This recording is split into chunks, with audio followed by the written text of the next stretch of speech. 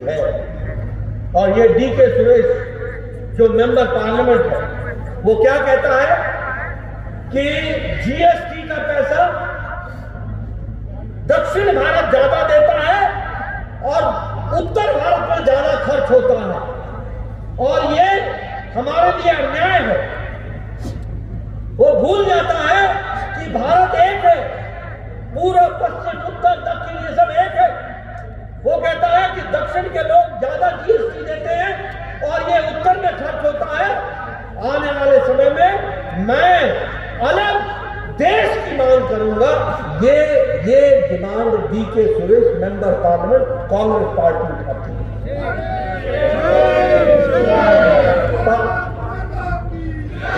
परसों ये स्टेटमेंट दी है।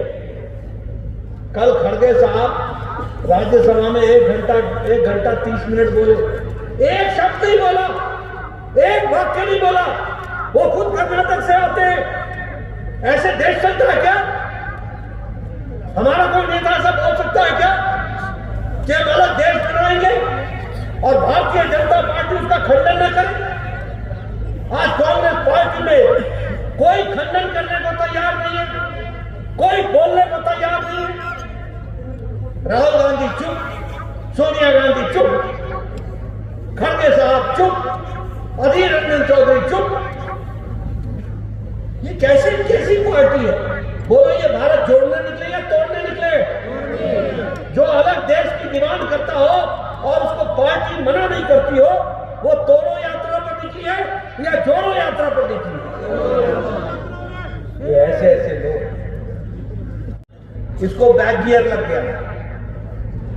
जयराम ठाकुर जी दे स्वास्थ्य केंद्र, जयराम ठाकुर जी दे कॉलेज, जयराम ठाकुर जी दे डिग्री कॉलेज, जयराम ठाकुर जी दे स्कूल, जयराम ठाकुर जी दे आपको अन्य इंस्टीट्यूशंस, ऑफिस दे, तहसील दे।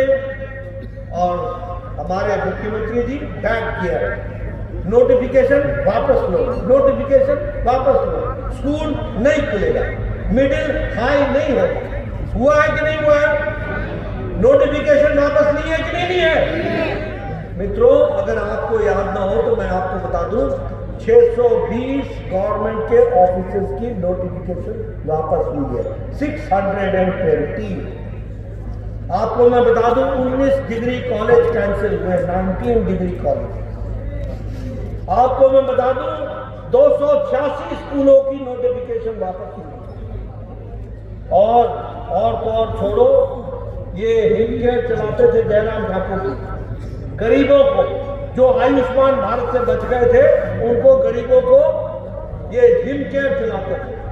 पैसा जनता का ले लिया, आज 200 करोड़ रुपए का अस्पतालों को बिल देना पड़ा। सुखूबाई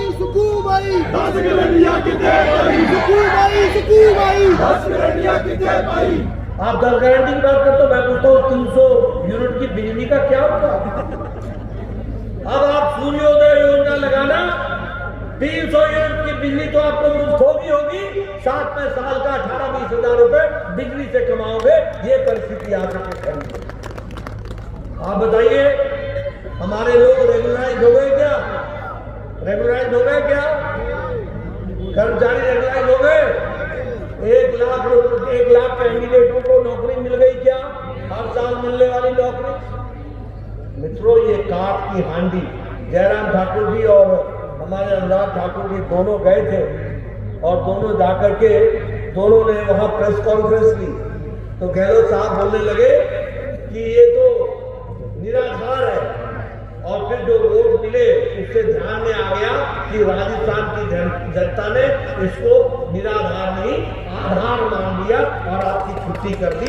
ये भी आपको समझ होगा।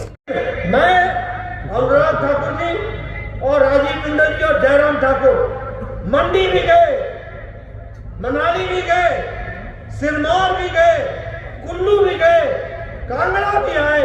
जहां जहां त्रासदी हुई थी वहां हम गए। ये हम आपको बताना चाहते हैं। और आपको ये भी बताना चाहता हूं कि 22 जुलाई को मैं आया था और 22 जुलाई को उसी दिन प्रधानमंत्री जी ने बात की थी हमने कहा हम जा रहे हैं, बोले हाँ जाओ, और गृह मंत्री भी आपको सूचना देंगे, और शाम तक 180 करोड़ रुपए यहाँ के राहत के लिए उसी दिन भेज दिया गया।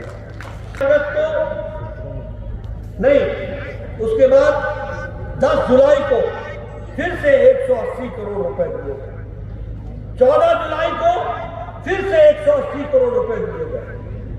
1 अगस्त को मैं चाहूंगा पत्रकार मित्रों लिख लेना, जब आए मुख्यमंत्री तो पूछ लेना।